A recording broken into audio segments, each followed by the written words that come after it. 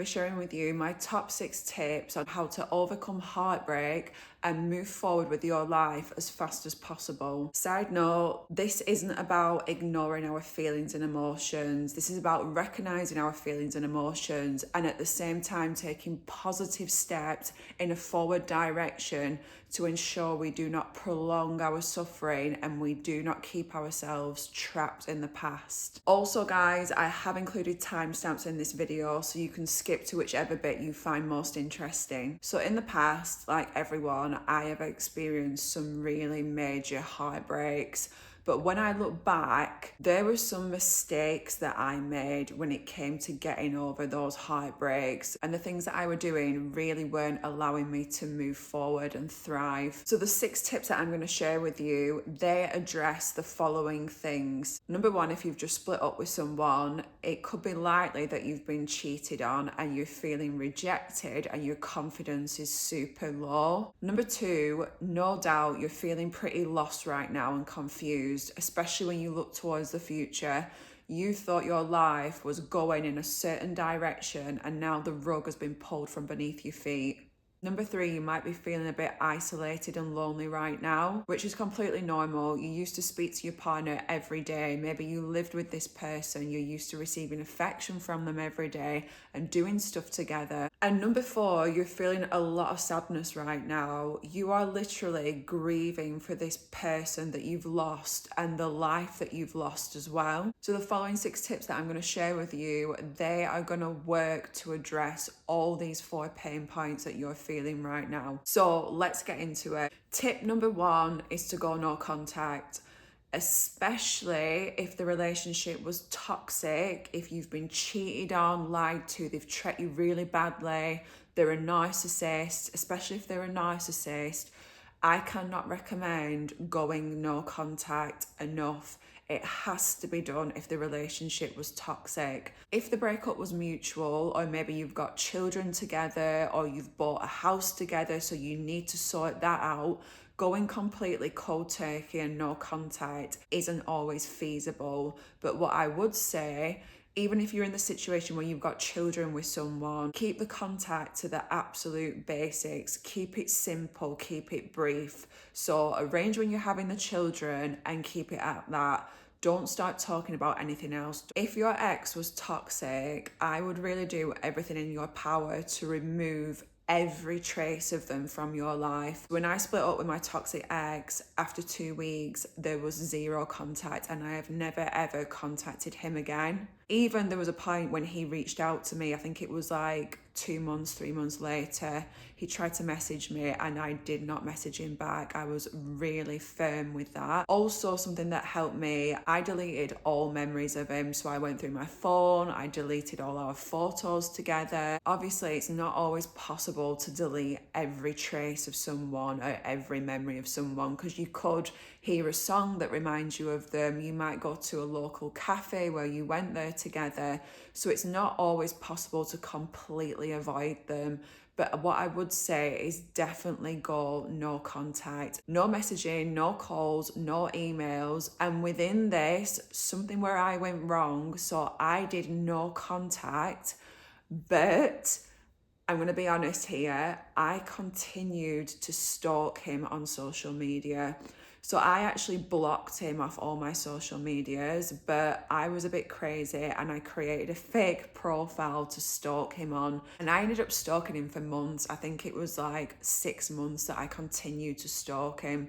Sometimes I stalked him every single day, looking at his latest uploads, looking at what he was commenting to people. And literally that made me feel so sick. Like that was really not good for my mental health. It gave me really bad anxiety. Imagine waking up, the first thing that you do is stalk your toxic ex. Literally, it just completely ruined my day. It put me in a terrible mood. It gave me anxiety. And ultimately, when I look back, that was such an unkind thing to do to myself. When you're dealing with heartbreak, you're essentially dealing with a trauma. You're feeling a lot of emotion, a lot of pain. Make sure you focus on being kind to yourself. And stalking your ex is not being kind to yourself, because stalking your ex literally floods your body with all these negative emotions That is not a kind act to yourself. So stop doing that right now if you're doing it. So top tip number 2, alcohol is not the answer. So I get it, it's a form of escapism from the thoughts that are going on in your head. And at the time it can feel like a stress release, but alcohol will only perpetuate your feelings of anxiety and low mood. Alcohol is a depressant and it is not good for our mental and physical health. When we're getting over heartbreak, we need to be focusing on putting our mental and physical health first. We need to be setting ourselves up to thrive, and we need to really focus on being kind to ourselves. Getting fucked up on alcohol, or even if you're not getting fucked up, but like drinking every night, that is not being kind to yourself. That's not setting yourself up to thrive. That's not safeguarding your mental health. So try and keep the alcohol to a minimum. I know when I split up with my ex, I went on some benders, I got really fucked up. When I get fucked up, I end up making bad decisions. The next day I was being sick with a hangover. I felt even more depressed and anxious. Literally, I was being so unkind to myself. My body and my mind really did not need that at that time. My top tip number 3 is to avoid getting with someone else straight away. Whether that's getting into another relationship straight away or having a one-night stand, literally take a breath, take a breather. You've got all your life to have another relationship with someone. But if you've just split up with someone, take some time to reflect. Look back at the relationship. What went wrong? What qualities was that person missing that you really want in a future partner? This is a time to reflect and to focus on yourself. When you're feeling a bit broken after a heartbreak, a bit lost, a bit confused, now is not the time to be getting with someone else. Take this time to heal yourself and get yourself strong again mentally. Get yourself in the best mindset possible. And then when you're at that stage, that's when you're most likely to attract a healthy relationship. Getting with someone straight after you've just come out of a relationship, when you're feeling heartbroken, getting with someone on a one-night stand at a rebound, this is a recipe for disaster. And when you're vulnerable, you can be a magnet for attracting more toxic people into your life, or acting out on your emotions and doing things that you end up regretting. So in the past, when I felt rejected, I've had one night stands, and literally afterwards, I've always felt so crap. I've always felt really used and just that I've let myself down. And again, it was a short-term fix. I wanted some attention, I wanted some validation, I wanted to feel loved. But you end up getting with the wrong guys in these situations. And afterwards, when they don't message you, they're not interested in you, then it just hurts 10 times more. I'll say it again, the focus really needs to be on safeguarding yourself, safeguarding your mental health, looking after yourself, being gentle with yourself, not getting fucked up and going out and having one night stands. That's really not being kind to yourself. So tip number 4 is to stop obsessing about them, stop stalking them, stop obsessing about what went wrong in the relationship. It's good to take some time to reflect and look back at that previous relationship, but then you need to move forward and you need to concentrate on you. For the next few months, you are going to be your own little project. And within that project, we're going to focus on what makes you happy. What are your dreams and goals for the future? How do you want your life to look? Because honestly, you have such power in your hands to create whatever life you want for yourself. Heartbreak really sucks, but it opens up the opportunity for you to wipe the slate clean and start again. Start getting really excited about creating this future life for yourself. What is it going to look like? What is it going to feel like? A good place to start with this is to journal. There is something magic about putting pen to paper. Since I started journaling, some really positive things have happened in my life. I journal daily. I complete one A5 page of journaling a day. It literally takes me 5 minutes to complete. So start journaling about your future life as if you're already in it. And if you don't know what your dreams and goals are for the future, start brainstorming. Literally brainstorm different ideas. Top tip number 5 is to engage in something completely new for you. So maybe it's a new hobby, maybe it's a change to your daily routine, but ultimately this serves to keep your mind occupied on something new and something positive. When we're doing something completely new, it demands a lot of our attention, and it will stop you from constantly dwelling on the past and dwelling on the relationship that you've lost.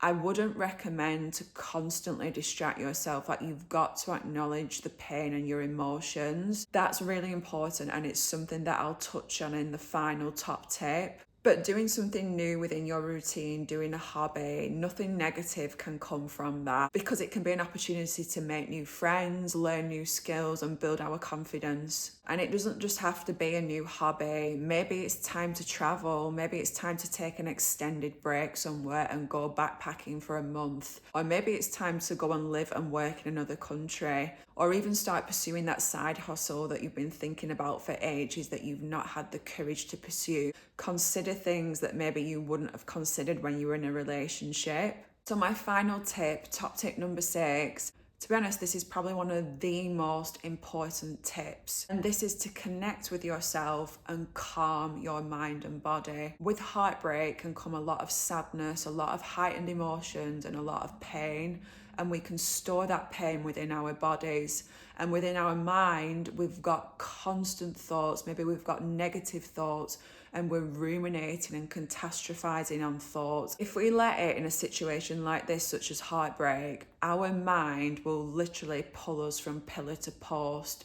If you don't focus on calming your mind and having less thoughts, less negative thoughts, if you don't focus on that, you are really going to suffer unnecessarily. So one thing that I've realized is that when you calm the body, you calm the mind. So every day, take 15 minutes, 10 minutes, 30 minutes if you can afford it, to calm your body. So you need to be focusing on slow dopamine releasing activities, calming, soothing activities that are going to regulate your nervous system and ensure your nervous system is holding you in a state where you feel calm, peaceful, and grounded on a daily basis.